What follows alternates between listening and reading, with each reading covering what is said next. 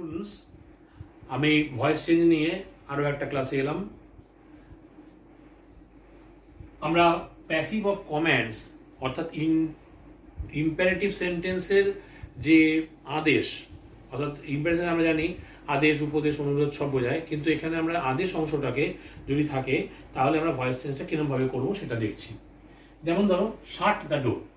এখানে আরও একটা বড় কথা যে যখন তোমার ভার্বটা দিয়ে শুরু হচ্ছে, মানে কি ভার্বটা যখন ট্রানজিটিভ ভার্ব, ঠিক আছে, অর্থাৎ এইখানে আমরা যেটা দেখতে পাচ্ছি যে এই যে শাট দ্য ডোর, তাহলে শাট হোয়াট দ্য ডোর, এইভাবে প্রশ্ন করে উত্তর পাচ্ছি, মানে ভার্বটা হচ্ছে ট্রানজিটিভ ভার্ব। তাহলে passive of commands in case the verb is transitive,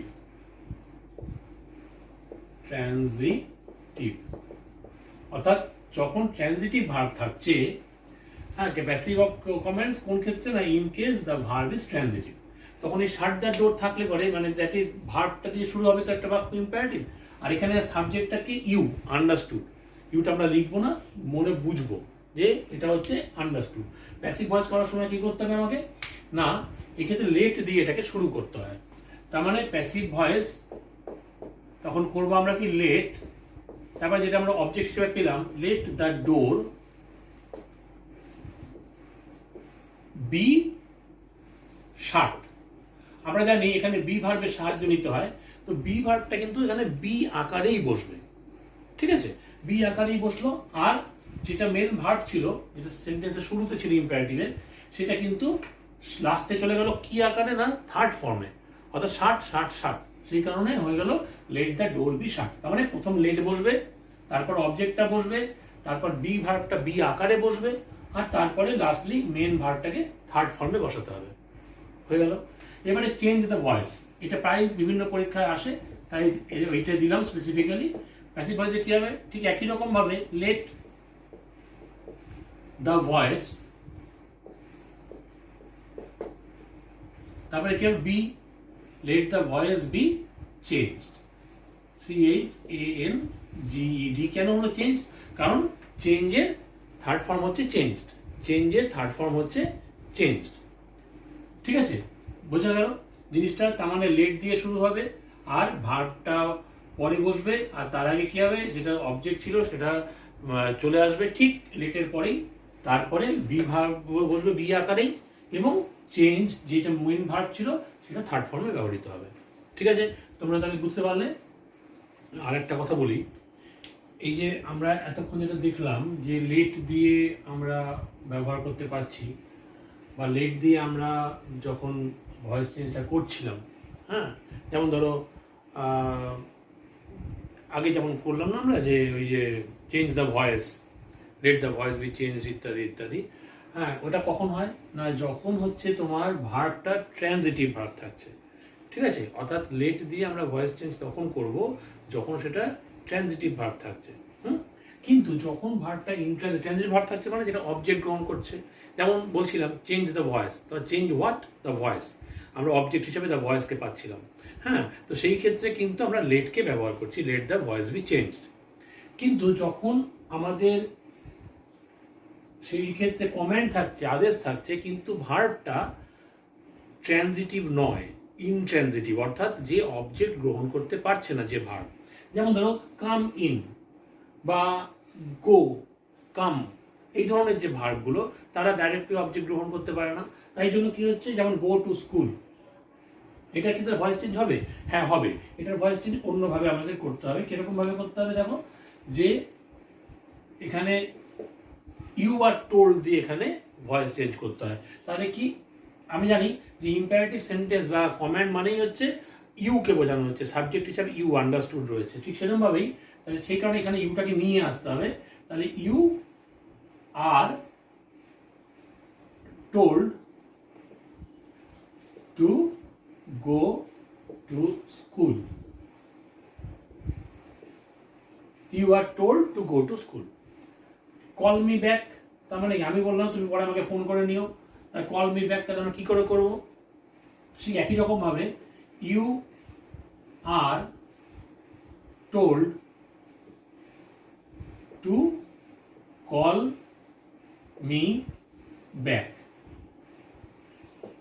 ঠিক আছে, অর্থাৎ যেখানে আমরা ভার্বটাকে পাচ্ছি ট্রানজিটিভ ভার্ব হিসাবে, সেখানে আমরা কি করব না ডাইরেক্ট লেট ব্যবহার করব। যেমন late the voice be changed করে আমরা ভয়েস চেঞ্জ করলাম।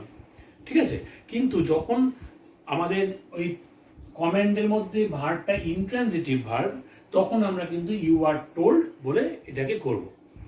ঠিক আছে, আবার ধরো পরবর্তী সময় আমি রিকোয়েস্টের কথাটা বলছি। হ্যাঁ, তাহলে এই অবধি আশা করি বুঝতে পারলে যে কমেন্টসের ক্ষেত্রে এটা আর এক রকমভাবে আমরা করতে পারছি না। লেট দিয়ে অ্যাক্টিভ এবং প্যাসিভ দুটো কনস্ট্রাকশনেরই শুরু হতে পারে। এখানে দেখো let him do the work, এটা অ্যাক্টিভে ব্যবহৃত হচ্ছে। Late us forget the enmity, এটা অ্যাক্টিভে ব্যবহার হচ্ছে। প্যাসিভ করলে কি হচ্ছে, লেট থেকে যাবে let the work be done, অর্থাৎ কার দ্বারা কি বৃত্তান্ত এটা বলার দরকার নেই। Let us forget the enmity, let the enmity be forgotten, FORGOTTEN,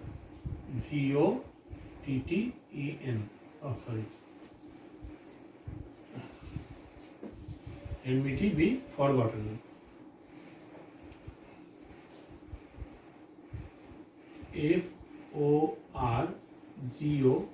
FORGOTTEN, forgotten, right?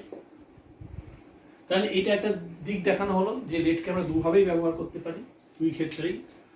আর একটা খেয়াল করতে হবে যে when a work is to be got done by others, যখন একটা কাজ আমরা নিজেরা পারবো না, আমাদের কাউকে দিয়ে করাতে হবে। যেমন ধরো রিপেয়ার ইওর এসি মেশিন, তোমার এসি মেশিনটাকে রিপেয়ার করিয়ে নাও। তাহলে এই যে তখন আমরা কি বলবো, করে নাও বলবো না, কিন্তু বলবো করিয়ে নাও। তাহলে কি হবে, গেট, এখানে গেট অথবা হ্যাভ ইওর এসি মেশিন, যেমন রিপেয়ারের থার্ড ফর্ম রিপেয়ার, সেই রিপেয়ারটাই ব্যবহার হবে, REPAIRED। তাহলে কি হলো, গেট অর হ্যাভ, এটা দুটোকেই ক্যাপিটালে দেখানো উচিত, কারণ দুটোই সেন্টেন্সের শুরুতে ব্যবহার হবে। তাহলে get or have the AC repaired. ঠিক আছে, পরে তার মানে কি, এটা কে রিপেয়ার করবে, এসি মেকানিক রিপেয়ার করবে। ঠিক সেরকমভাবেই কারেক্ট ইউর গ্রামাটিক্যাল এরার্স, এটা কে কারেক্ট করে দেবেন না, কোনো স্যার ম্যাডাম বা শিক্ষক বা শিক্ষিকা কারেক্ট করে দেবেন। তাই জন্য কি হলো, এখানেও তাই। Number 2, get your grammatical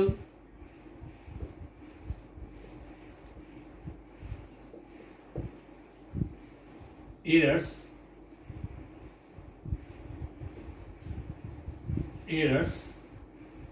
repaired, get your grammatical errors corrected,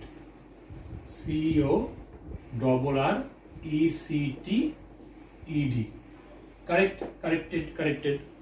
ঠিক আছে, তাহলে কি নিয়ম হচ্ছে, ঠিক একই রকম ভাবে গেট বা হ্যাভ ব্যবহার হচ্ছে। গেট অথবা হ্যাভ এখানেও ব্যবহার করতে পারতাম, ইওর গ্রামাটিক্যাল এরার্স কারেক্টেড, তার মানে কারেক্টেড বাই দ্য টিচার। হ্যাঁ, তাহলে এইটা আর দুটো ক্ষেত্র আমি আলাদা করে বলে নিলাম যে আমরা এরকমভাবে কিন্তু এগুলোকে ব্যবহার করতে পারি। ভয়েস চেঞ্জটা এরকম নিয়মে হয়। আবার একটু বলে দিই যে এখানে লেটটা দুই ক্ষেত্রেই ব্যবহৃত হচ্ছে, অ্যাক্টিভেও প্যাসিভেও। আবার এখানে যখন কোনো কাজ কাউকে দিয়ে করাচ্ছি, তখনও কিন্তু সেটা গেট বা হ্যাভ ইওর এসি মেশিন, যেটা ভার্ব ছিল সেটা থার্ড ফর্ম ব্যবহৃত হচ্ছে। এখানেও তাই, কারেক্টেড, এটা থার্ড ফর্ম ব্যবহৃত হচ্ছে।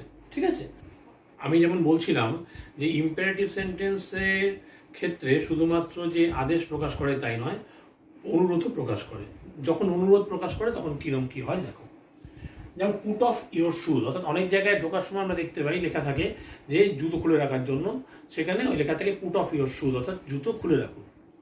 তাহলে এখানে আমরা কি, নিশ্চয়ই আমরা সবাইকে আদেশ করি না, আমরা অনুরোধ করি। তাহলে সেক্ষেত্রে কি হলো, যে এই রিকোয়েস্ট আমরা জানি সেটাকে এক্ষেত্রে কি ব্যবহার করতে হয়, যে ইউ, অর্থাৎ আমরা এটা জানি যে ইম্পারেটিভ সেন্টেন্স আগেও বলছিলাম যে আন্ডারস্টুড থাকে সাবজেক্টটা ইউ, তোমাকে অনুরোধ করা হচ্ছে, আপনাকে অনুরোধ করা হচ্ছে, তাহলে you are requested to put off your shoes. আবার ধরো কাম ইন প্লিজ, এখানে প্লিজ কথাটা বলেই দেওয়া হচ্ছে, অনুরোধ করা হচ্ছে। তাহলে you are requested to come in.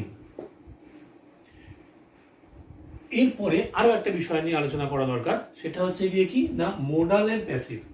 Modal আমরা জানি ক্যান, কুড, তারপরে উইল, উড, হ্যাঁ, তারপরে তোমার মাস্ট, মে, মাইট, এই সমস্ত হচ্ছে মোডাল।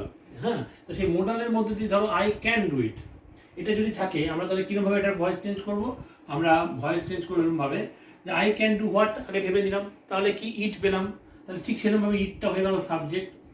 ইট ক্যান মোডালটাকে বসিয়ে দেবো, তারপরে বি যেটা আমাদের হেল্পিং লাগে, বিটাকে বি আকারেই বসাবো। হ্যাঁ, তাহলে ইট ক্যান বি, ডু ভার্বের থার্ড ফর্ম মানে মেন ভার্বটা থার্ড ফর্ম ব্যবহার করব, ডান, তাহলে it can be done by me. You must maintain silence here, তাহলে এবারে এখানে কি হবে? Silence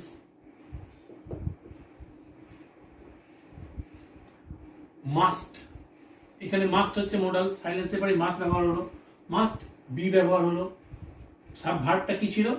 silence must be maintained, maintain ED maintained by you here. তাহলে silence must be maintained by you here, এই হচ্ছে বিষয়টা। যে তার মানে কি, এখানটা দেখো আমি আরেকটু আলোচনা করে দিচ্ছি।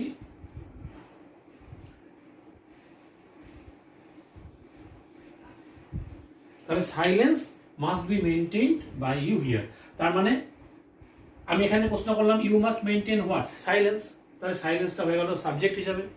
সাইলেন্স, তারপরে মোডাল ভার্বটা কি? মাস্ট, তাহলে সাইলেন্স মাস্ট, বি ভার্বটা বি আকারে বসে যাবে অক্সিলারি হিসাবে, আর মেইনটেইন ভার্বে যাবে থার্ড ফর্ম হলো মেইনটেইনড বাই ইউ, ইউ বলেই দেওয়া রয়েছে ইউ হিয়ার।